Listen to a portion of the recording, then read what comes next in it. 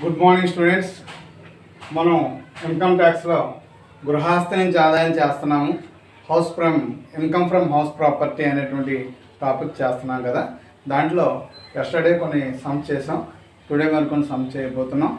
ఈరోజు సమ్ పూర్తిగా ఒక హౌస్ రెంట్కి ఇచ్చినప్పుడు దాని మీద ఉన్నటువంటి డీటెయిల్స్ ఏ రకంగా ఉంటాయి అనేటువంటిది దీంట్లో చెప్పడం జరిగింది.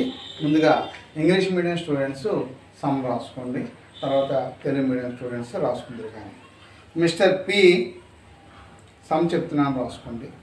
Mister P is the owner of A house property in Kanpur. Full stop. It has been let out for Rs 90,000 rupees. Full stop. The tax payable by the owner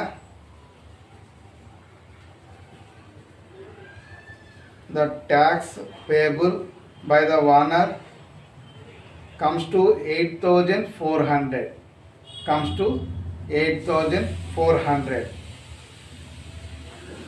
On municipal valuation of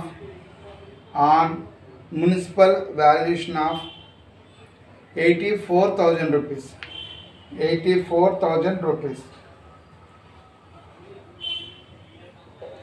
But the landlord has taken an agreement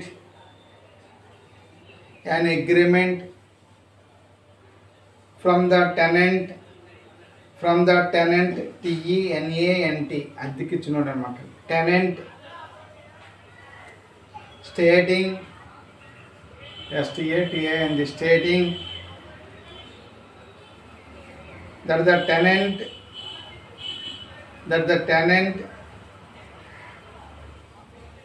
would pay tax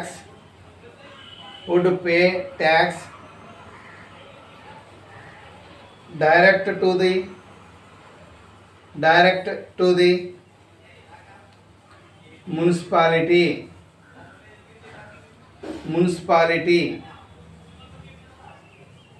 Full stop. The landlord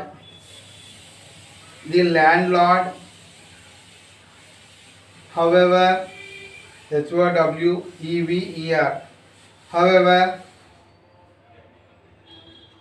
incurs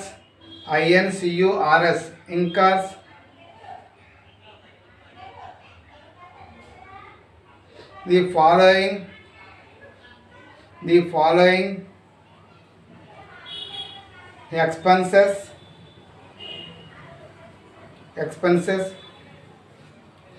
on tenants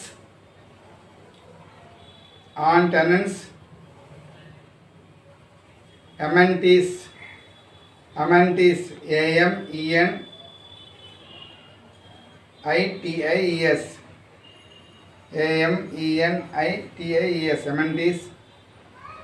one by one రాసుకోండి.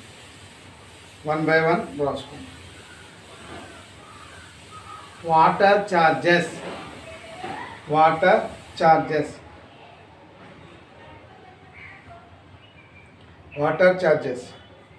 1,000 రూపాయలు. 1,000 lift maintenance 1,000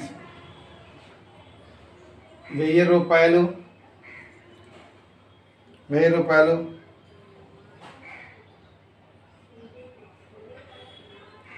Salary of gardener 1,200 రూపాయలు.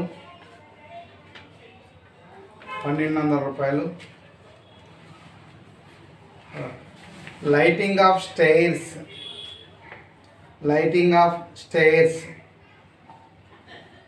800 రూపాయలు. 800 రూపాయలు. The landlord claims the following deductions. One by one. Repairs 30,000.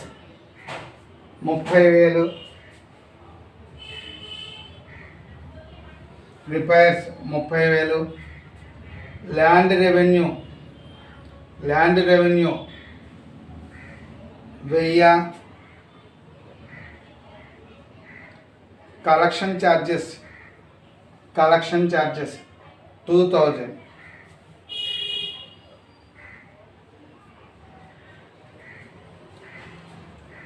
దిగువ పేర legal charges incurred INCURRED incurred on purchase of land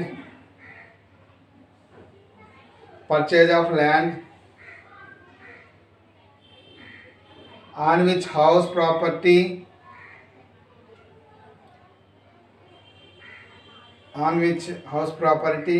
is situated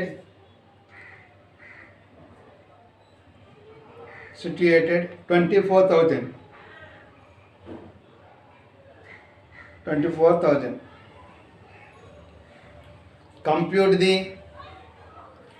compute the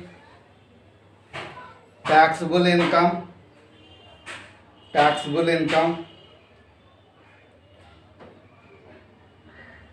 from the house property.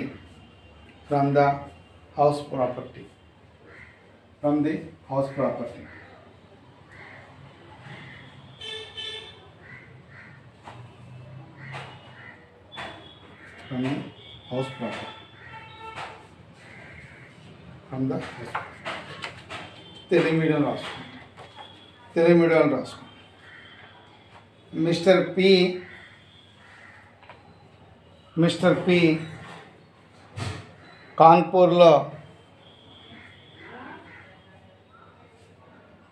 Mister P కాన్పూర్లో ఒక గృహాన్ని కలిగి ఉన్నాడు. దానిని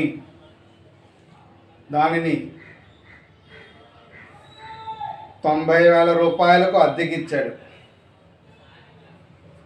90,000 రూపాయలకు అద్దెకు ఇచ్చాడు.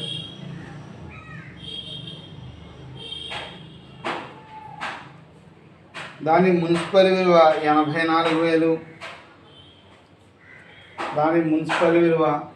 84,000. దానిపై మున్సిపల్ పన్నులు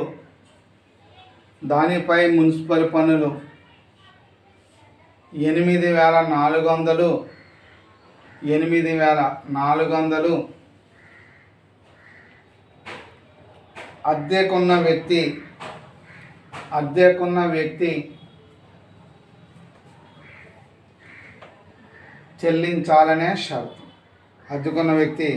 చెల్లించాలనే షరతు.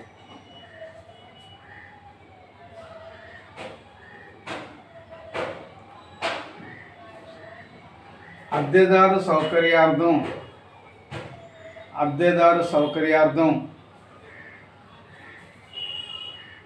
యజమాని క్రింది ఖర్చులు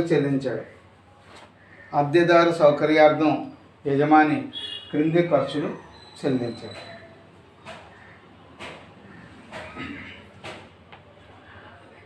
వన్ బై వన్ రాసుకోండి. వాటర్ ఖర్చులు లేదా నీటి ఖర్చులు 1,000.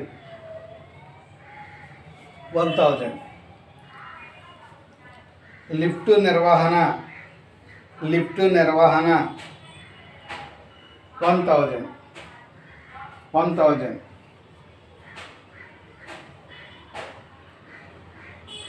తోటమాలి జీతం 1,200.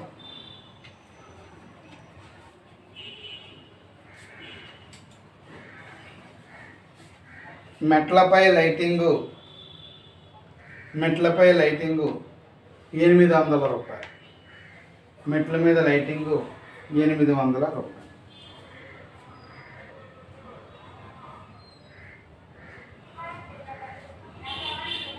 నెక్స్ట్ లైన్ యజమాని క్రింది తగ్గింపులు కోరినాడు. యజమాని క్రింది తగ్గింపులు కోరినాడు. 1 by 1. మరమ్మతులు 30,000. మరమ్మతులు 30,000. ల్యాండ్ అద్దె 1000. భూమి అద్దె లేదా ల్యాండ్ అద్దె 1000. వసూలు ఖర్చులు 2000. వసూలు ఖర్చులు 2000. వసూలు ఖర్చులు 2000. దిగువ పేర యజమాని లీగల్ ఖర్చుగా ఈ ఆస్తిపై 24,000 చెల్లించాడు. లీగల్ ఖర్చుగా ఈ ఆస్తిపై 24,000 చెల్లించాడు. అతని గృహాస్తి నుంచి ఆదాయం కనుక.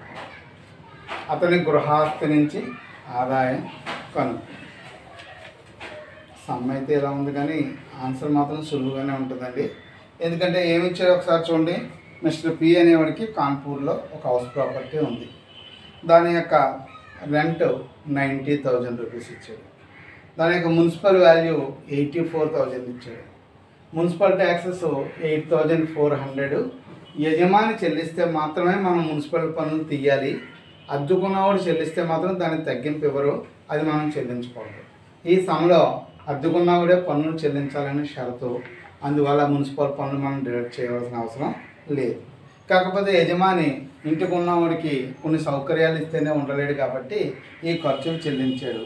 వాటర్ ఖర్చులు, లిఫ్ట్ ఖర్చులు, తోటమాలి జీతము, తర్వాత లిఫ్ట్పై లైట్ అది వేసినందుకు కొన్ని ఖర్చులు, ఇవన్నీ అద్దె నుంచి తగ్గించుకుంటాం. అంటే మనకి 90,000 ఇచ్చిన దాంట్లో ఆ పెట్టిన ఖర్చులు ఏవైతే ఉన్నాయో తీసేస్తే మిగిలిందే మనకి వాస్తవ అద్దె కింద మనం ఊహించుకోవచ్చు అన్నమాట. తర్వాత ఇక యజమాని అడిగాడు తగ్గింపులు ఏదంటే తరుగుదల కోసమని, ల్యాండ్ అద్దని, కలెక్షన్ ఛార్జెస్ అని, లీగల్ ఛార్జెస్ అని ఇవన్నీ నేను చెల్లించాను, నాకు మినహాయింపు ఇవ్వండి అని అడిగాడు. కానీ మీకు తెలుసు ప్రభుత్వం ఈ అన్ని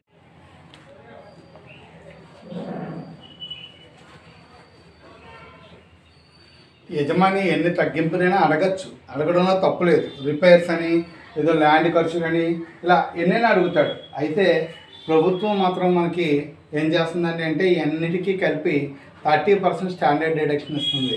అది మనం పెట్టిన ఖర్చు కన్నా ఎక్కువైనా తక్కువైనా సరే దాన్నే మనం యాక్సెప్ట్ చేయాల్సి ఉంటుంది. అది గత క్లాసులో కూడా మీకు చెప్పాను. అయితే ఇప్పుడు ఈ సమ్మను ఏ రకంగా ఆన్సర్ చేయాలి ఒకసారి చూడండి.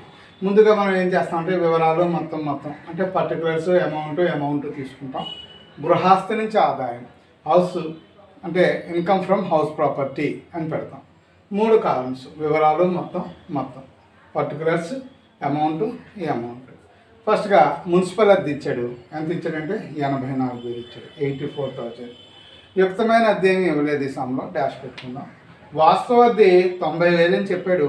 కానీ యజమాని ఇంటి నిమిత్తంగా కొన్ని ఖర్చులు పెట్టాడు. ఏంటంటే నీటి ఖర్చులు 1,000, వాటర్ ఛార్జెస్, అలాగే లిఫ్ట్ ఖర్చులు, అలాగే తోటమాలి ఖర్చులు, అలాగే లైటింగ్ ఖర్చులు, మొత్తం 4,000 పెట్టాడు. అంటే వాళ్ళు ఇచ్చిన 90,000లో 4,000 పోతే మనకు వచ్చినటువంటి వాస్తవ అద్దె 86,000గా భావిస్తాం. ఇక్కడ మున్సిపల్ అద్దె 84,000, వాస్తవ అద్దె 86,000 అంటే విచ్ ఈజ్ హైయెస్ట్. అంటే 86,000 హైయెస్ట్ కాబట్టి స్థూల వార్షిక విలువ 86,000 తీసుకుంటాం. ఈ 86,000 నుంచి మనకి ప్రామాణిక తగ్గింపు స్టాండర్డ్ డిడక్షన్ 30% ఇస్తారు సెక్షన్ 24 ప్రకారం. ఈ 86,000 మీద మనం ఈ 30% క్యాలిక్యులేట్ చేసుకుంటే 25,800 వచ్చింది. ఇది దీని నుంచి తీసేయండి. తీసేస్తే మీకు 60,200 వచ్చింది. ఇది మీకు ఇన్కమ్ ఫ్రమ్ హౌస్ ప్రాపర్టీ, గృహస్థి నుంచి ఆదాయము అని చెప్పి భావించాలి. ఓకేనా? ఇంకెదురు తీసుకోండి. వివరాలు మొత్తం పర్టికులర్స్ అమౌంట్. ఒక హాఫ్ పేజీ ఉండేటట్టు గీసుకోండి. ఒక హాఫ్ పేజీ ఉండేటట్టు గీతలు గీసుకున్నాక ముందుగా మున్సిపల్ అద్దె, మున్సిపల్ రెంట్, మున్సిపల్ అద్దె, మున్సిపల్ రెంట్ 84,000 తీసుకోండి. 84,000. తర్వాత యుక్తమైన అద్దె ఫెయిర్ రెంట్ ఏం లేదు డాష్ డాష్. వాస్తవ అద్దె యాక్చువల్ రెంట్ 90,000. దాని నుంచి తగ్గింపులు, చెల్లించిన ఖర్చులు అంటే ఎక్స్పెన్సెస్ పెయిడ్ అని రాసుకోండి. ఎక్స్పెన్సెస్ పెయిడ్ అని పెట్టి వాటర్ ఛార్జెస్ నీటి ఖర్చులు 1,000 రూపాయలు. నీటి ఖర్చులు 1,000 రూపాయలు. లిఫ్ట్ ఎక్స్పెన్సెస్ లిఫ్ట్ ఖర్చులు 1,000 రూపాయలు. లిఫ్ట్ ఖర్చులు 1,000 రూపాయలు. తోటమాల జీతం 1,200. లైటింగ్ 800. లైటింగ్ 800. మొత్తం టోటల్ 4,000. టోటల్ 4,000. 90,000 నుంచి 4,000 తీసేయండి 86,000. 86,000. ఇప్పుడు మైనస్ ప్రామాణిక తగ్గింపు స్టాండర్డ్ డిడక్షన్ సెక్షన్ 24 సెక్షన్ 24 ప్రకారం ప్రామాణిక తగ్గింపు 86,000 ఇంటూ 30/100. 86,000 ఇంటూ 30/100 అంటే 25,800. ఈ 25,800 తీసేయండి. తీసేస్తే 60,200 వచ్చింది. ఇది ఇన్కమ్ ఫ్రమ్ హౌస్ ప్రాపర్టీ, గృహాస్తి నుంచి ఆదాయం. గృహాస్తి నుంచి ఆదాయం. ఇప్పుడు మనం ఒక గృహం మీద ఏ రకంగా అద్దెను చెల్లించవలసి ఉంటుంది, ఎలా చెల్లించాలి అనేటువంటిది మనం చూసాం. ఈ సంబంధం మీకు అర్థమైంది. అయితే ఇప్పుడు మనం నెక్స్ట్ మోడల్కి వెళ్ళేటప్పుడు ఏ విషయం గురించి మాట్లాడుకోవాలండి అంటే, ఇప్పుడు యజమాని తనకి 2 ఇళ్ళు ఉన్నాయనుకోండి. ఆ 2 ఇళ్ళు కూడా అతను అద్దెకిస్తే మరి అతను ఉండడానికి చోటు ఎక్కడ ఉంటుంది? అతను ఉండడానికి అవకాశం ఉండదు. అంతే కదా, మరి ఉన్న 2 ఇళ్ళు కూడా రెంట్కి ఇచ్చేస్తే మరి ఆడెక్కడ ఉంటాడండి? అందువల్ల అతడు ఒక ఇంటిలో నివాసం ఉండొచ్చు. అతడు ఒక ఇంట్లో నివాసం ఉన్నాడు అనుకోండి, అతడు రెసిడెన్స్ ఆ హౌస్ని వాడుకుంటున్నాడు అనుకోండి, అప్పుడు మరి ఆ గృహస్థు మీద మనం అద్దెల్లి కింద లెక్కేసి ఆ అద్దె కూడా అతని ఆదాయంలో కలిపేసి ఇన్కమ్ ట్యాక్స్ కట్టమని అడిగామనుకోండి, అది అతడు కరెక్ట్ అయిన విధానం కాదు. ఫర్ ఎగ్జాంపుల్, అతడు ఒక పోర్షను 10,000 రూపాయలకి అద్దెకిచ్చాడు. సంవత్సరానికి 1,20,000 రూపాయల ఆదాయం వచ్చింది. ప్రభుత్వం 1,20,000 రూపాయలకి ఆదాయం వచ్చింది కదా, ఇది పన్ను పరిధిలోకి వస్తుంది మొత్తం ఆదాయం అంతా కలిపితే, కాబట్టి నువ్వు పన్ను కట్టు అని అడిగితే సమంజసమే. కానీ రెండో పోర్షన్లో తిను ఉంటున్నాడు, ఈ పోర్షన్లో 10,000 రూపాయలు అద్దె వస్తుంది అంటే ఈ పోర్షన్ కూడా 10,000 వస్తుంది కదా, దీని మీద 1,20,000 వస్తుంది కదా, 2,40,000 మీద నువ్వు ట్యాక్స్ కట్టు అంటే అతడు కట్టలేడు. ఎందుకంటే తను ఉన్న ఇంటికి తనేమో అద్దె కట్టుకోడు కదా, మరి అతనికి ఆ రకంగా ఆదాయం ఏమి రాదు కదా. అందువల్ల దాని మీద విధించడం సమంజసం కాదు. అందుకనే ప్రభుత్వం కూడా ఏం చెప్తుందండి అంటే, ఎవరైనా కనుక ఒక ఇంటిని సొంత నివాసానికి వాడుకుంటున్నట్టయితే దాని స్థూల వార్షిక విలువ నిల్ అని చెప్పి ప్రభుత్వం భావిస్తుంది. అంటే ప్రభుత్వం ఎప్పుడూ న్యాయంగానే చేస్తుంది కాబట్టి ఆ ఇంటి మీద మనం పన్ను కట్టని అవసరం లేదు. అంటే చూడండి, ఉదాహరణకి ఇది గృహస్థ నుంచి ఆదాయంలో స్థూల వార్షిక విలువ సొంత గృహం అయితే, స్థూల వార్షిక విలువ సొంత గృహం అంటే సొంత నివాసం అయినట్టయితే మీరు ఇది 0గా తీసుకోవచ్చు. స్థూల వార్షిక విలువ నిల్. ఇంకా నిల్ అయిన దానికి మీకు ఏం ఆదాయం రానప్పుడు మీరు ఇంకా మున్సిపల్ పన్నులు తగ్గించేస్తామని గవర్నమెంట్ని ఏమడుగుతారు? అడగలేరు. అంటే మున్సిపల్ పన్నులు తగ్గింపు ఏమీ రావు. ఇంకా ఇతరత్ర ఏ తగ్గింపులు రావు. స్టాండర్డ్ డిడక్షన్ అలాంటివి ఏమి కూడా రావు. ఆదాయం ఏదైనా దానికి ఏమొస్తుందండి? ఏమీ రావు.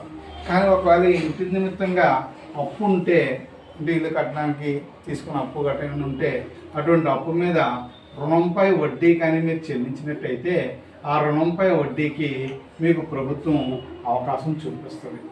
అంటే ఒక 2,000 రూపాయల రుణంపై వడ్డీ చెల్లించారనుకోండి, ఈ 2,000 రూపాయలని కూడా పరిగణలోనికి తీసుకుంటుంది. మరి ఆదాయం ఏమీ లేనప్పుడు 2,000 కింద వేస్తే అప్పుడు దీని ఆన్సర్ ఏమవుతుందండి? -2,000 అవుతుంది. ఇప్పుడు ఈ ఆన్సర్ ఏమవుతుందంటే -2000 అవుతుంది. ఇది గృహాస్తి నుంచి నష్టం. ఇది గృహాస్తి నుండి నష్టం. అయితే గృహాస్తి నుంచి నష్టం వచ్చినప్పుడు ప్రభుత్వం మనకు ఒక అవకాశం ఇచ్చిందండి. ఏంటి అవకాశం అంటే, మరొక ఇల్లుని మనం అద్దెకించుకున్నాం అనుకోండి, ఆ ఇంటి మీద ఒక 2,40,000 రూపాయలు ఎంతో ఆదాయం వచ్చింది అనుకోండి. అండ్ దానిలో మున్సిపల్ పన్నులు, ప్రామాణిక తగ్గింపు ఇవన్నీ తీసేస్తే పన్ను కట్టదగిన ఆదాయం ఒక 2 లక్షలు ఉందనుకోండి. ఆ 2 లక్షల నుంచి ఈ 2,000 మనం తగ్గించుకోవచ్చు అనమాట. అంటే ఒక గృహం మీద వచ్చిన నష్టాన్ని మరో గృహం నుంచి మనం బదలాయింపు చేసుకోవచ్చు. దాని నుంచి మనం మినహాయింపుని కోరవచ్చు అనమాట. అందువల్లే సొంత ఇంటి యొక్క స్థూల వార్షిక విలువ ఎప్పుడు నిల్లు. ఒకవేళ దాని మీద కనుక రుణంపై వడ్డీ ఉంటే మాత్రం అది గృహాస్తి మీద నష్టం కింద చూపించి, అది మరొక గృహం యొక్క ఆదాయం ఉంటే దాని నుంచి మీరు తగ్గించుకోవచ్చు. ఒక్కొక్కసారి లెక్కలో ఒక గృహం కాకుండా 2 గృహాలు ఇవ్వచ్చండి. ఇప్పుడు ఇది మొదటి గృహం అనుకోండి. ఇప్పుడు దీన్ని మీరు ఏమంటారంటే గృహం 1 అంటారండి. గృహం 1 సంబంధించి ఆన్సరు -2,000 వచ్చింది. అలాగే మళ్ళీ గృహం 2 తీసుకుంటారు. దీని కింద అర్థమవుతుందా మీకు? 2 గృహాలు ఉన్నప్పుడు తీసుకుని దీని యొక్క స్థూల వార్షిక విలువ ఎంత అనేది తీసుకుంటారు. ఇందులోంచి మున్సిపల్ పన్నులు తీసేస్తారు, అందులోంచి ప్రామాణిక తగ్గింపు తీసేస్తారు. అప్పుడు మీకు గృహాస్తి నుంచి ఆదాయం వస్తుంది. ఆ ఆదాయం నుంచి ఈ నష్టాన్ని డిడక్ట్ చేస్తారు. అది లెక్క చేసే విధానం. ఒకటి కన్నా ఎక్కువ గృహాలు ఇచ్చినప్పుడు మనం లెక్క చేసేటువంటి విధానం ఆ రకంగా లెక్కించాలి. సొంత గృహం అన్నప్పుడు స్థూల వార్షికులు ఏమనుకోవాలండి మీరు? నిల్, శూన్యం అనమాట అండి. ఏమీ లేదు, 0 అని చెప్పి అనుకొని మీరు లెక్కని చేయవలసి ఉంటుంది.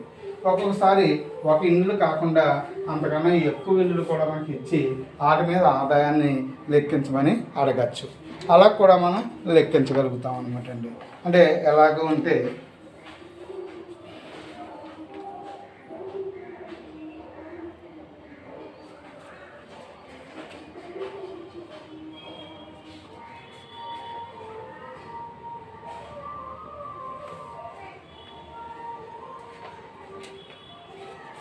గృహాస్తి నుంచి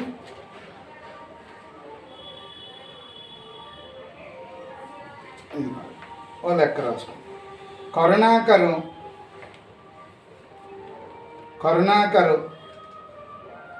ఒక గృహాన్ని నిర్మించి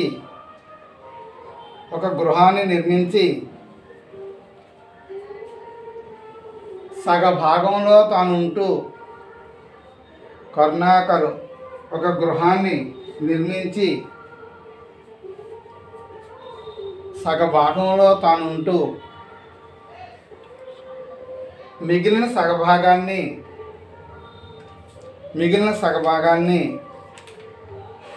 అద్దెకు ఇచ్చాడు.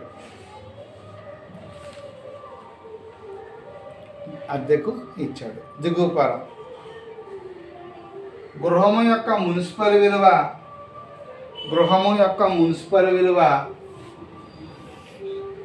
5,000 రూపాయలు.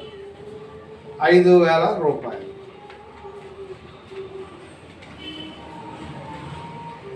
స్వీకరించిన అద్దె 1/1. స్వీకరించిన అద్దె 4,000. స్వీకరించిన అద్దె 4,000.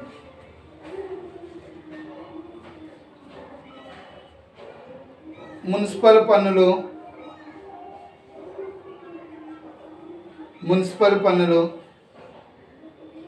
1,000 రూపాయలు. 1,000 రూపాయలు. భూమి అద్దె 100 రూపాయలు. మరమ్మతులు 900. మరమ్మతులు 900.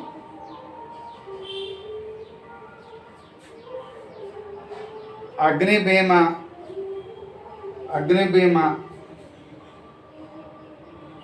200. వసూలు ఖర్చులు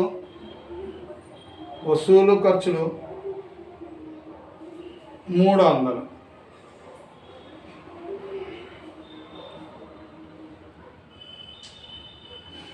గృహ నిర్మాణానికి చేసిన రుణంపై వడ్డీ 1000. గృహ నిర్మాణాన్ని చేసిన అప్పుపై వడ్డీ, గృహ నిర్మాణాన్ని చేసిన రుణంపై వడ్డీ 1000. అతని గృహాస్తి నుంచి ఆదాయం లెక్కించాలి. గృహాస్తి నుంచి ఆదాయం లెక్కించాలి. ఇంగ్లీష్ మీడియం అని రాసుకోండి. Karunakaran constructed a house. Karunakaran constructed a house.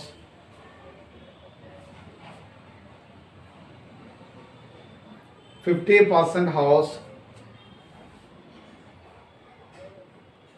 50% house used for personal residence. 50% house given to rent.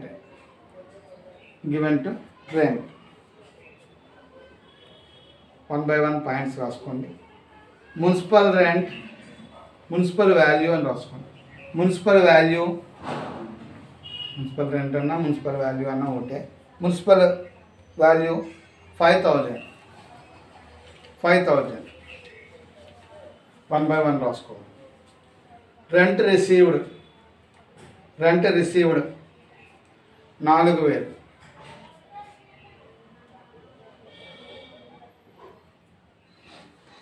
Municipal taxes, municipal పన్నులు 1000.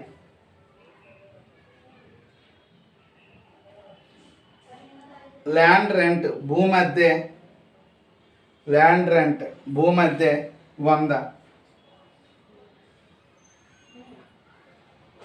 రిపేర్స్, మరమ్మతులు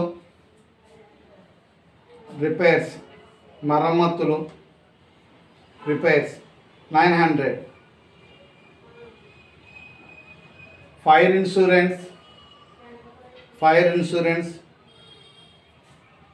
200.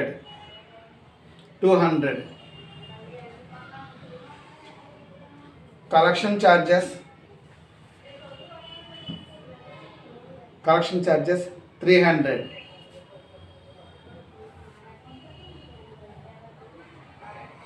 300. Interest on loan for construction of house 1,000.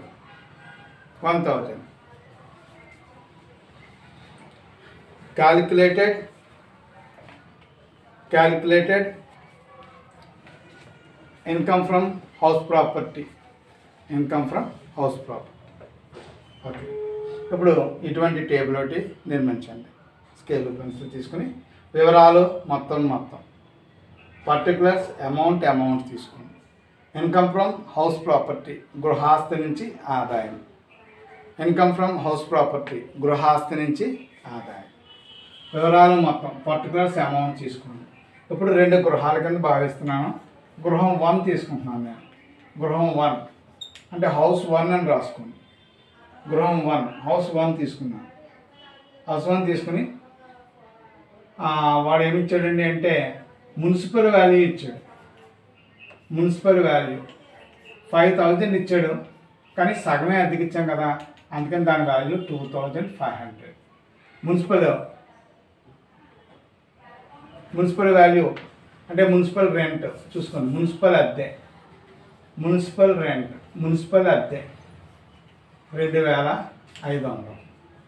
దాని కింద యాక్చువల్ రెంట్ వాస్తవ అద్దె 4,000. అంటే 5,000లో సగం ఇల్లే కాబట్టి 2,500. ఆ సగం పోర్షన్ని 4,000కి అద్దెకిచ్చాం. ఇప్పుడు ఇందులో which is highest, that is expected rent, అది ఆశించిన అద్దె అవుతుంది. అంటే 2,500 4,000 అంటే ఏది ఎక్కువ, 4,000 అద్దె. ఇది టిక్ చేసుకుని దేర్ఫోర్ స్థూల వార్షిక విలువ, గ్రాస్ యాన్యువల్ వాల్యూ, స్థూల వార్షిక విలువ గ్రాస్ యాన్యువల్ వాల్యూ 4,000 తీసుకుని 4,000. అండ్ ఇందులోంచి మైనస్ మున్సిపల్ పన్నులు 1000 ఇచ్చిన పన్నులు సగం పోర్షనే కదండి, అందుకని 500 తీసేయండి. 3500 3500. ఇప్పుడు ఇందులోంచి మైనస్ ప్రామాణిక తగ్గింపు, స్టాండర్డ్ డిడక్షన్.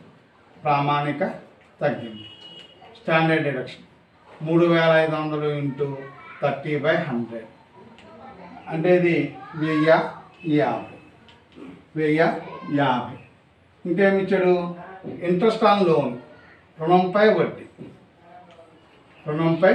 వడ్డీ, ఇంట్రెస్ట్ ఆన్ లోన్ 500. ఈ రెండు తీసేయండి.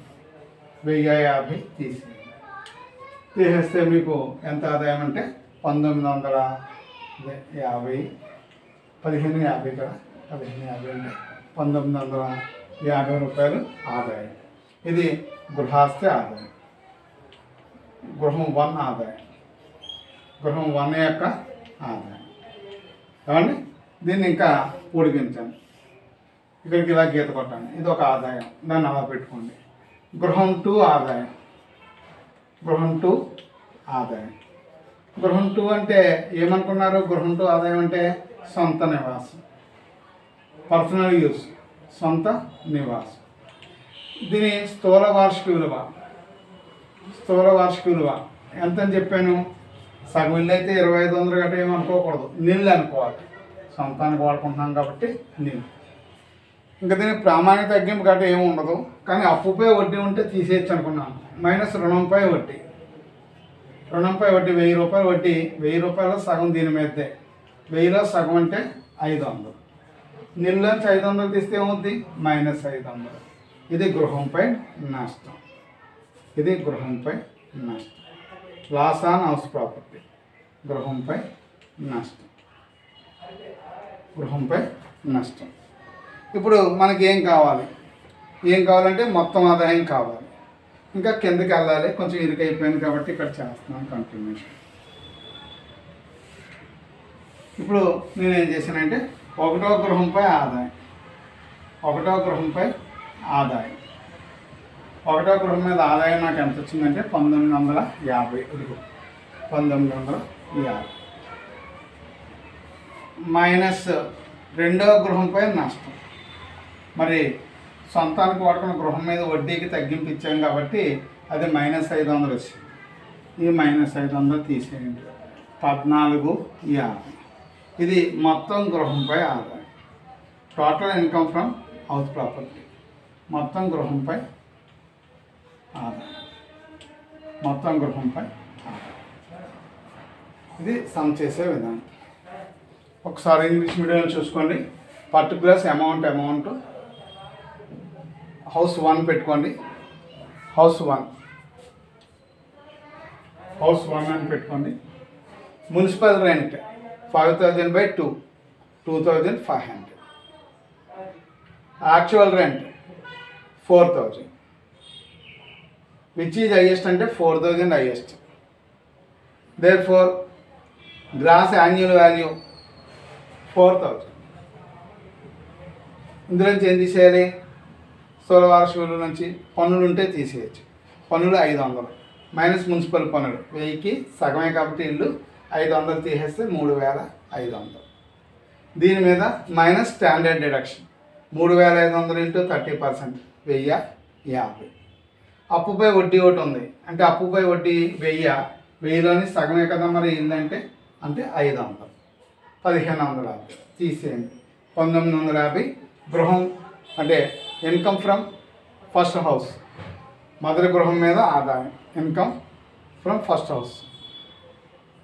నెక్స్ట్ గృహం 2 హెడ్డింగ్ పెట్టాను. గృహం 2 ఇన్కమ్, గృహం 2 ఇన్కమ్ బ్రాకెట్లో personal use. So gross annual value nil. ఏం డిడక్షన్ ఉంటుంది? మైనస్ ఇంట్రెస్ట్ ఆన్ లోన్, 1000 మీద 1/2 500. నిల్లోంచి 500 తీస్తే -500 వచ్చింది, -500. అప్పుడు దీన్ని ఇంకా కంటిన్యూ చేయండి. ఎలా కంటిన్యూ చేస్తారు? Income from first house 1950 minus income loss on second home, loss on second house, ఇది -500. దీంట్లో నేను డిడక్ట్ చేసేయండి 1450. ఇది total income from house property. Total income from house property. ఇలా 2 హౌసులు కానీ 3 హౌసులు ఇచ్చినప్పుడు కానీ మనం లెక్క కట్టాలి. ఆ 3 హౌసుల్లో ఒకటి ఓన్ హౌస్ అవుతుంది. దాన్ని మనం నష్టం కింద చూపించుకుంటూ రిమైనింగ్ మిగతా ఆదాయాలు ఎంత వచ్చినాయో చూసుకొని ఆ మొత్తం ఆదాయం నుంచి దీని నష్టం ఉంటే కనుక తీసేసి టోటల్ ఇన్కమ్ ఎంత అనేది మనం చూపించవచ్చు. ఓకేనా? అర్థమైందండి? కొంచెం జాగ్రత్తగా ఫాలో అవ్వండి. ఓకేనా? Thank you.